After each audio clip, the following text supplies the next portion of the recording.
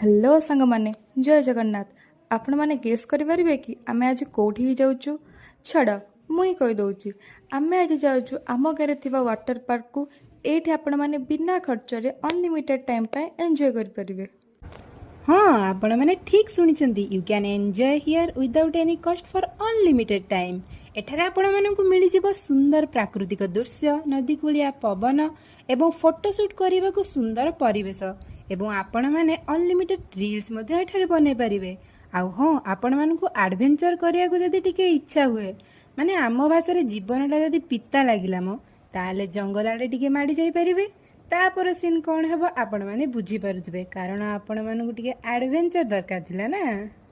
आपण को जदि केबे एकुटिया लागे ताले एही जगहटा आपण को पे पूरा परफेक्ट। काहेकि ना घर हुए तो आपण को एकुटिया लाग पारे, किंतु एठी आपण को साप हाथी बाघ कुंभीर समस्ते कंपनी देवा को थिबे।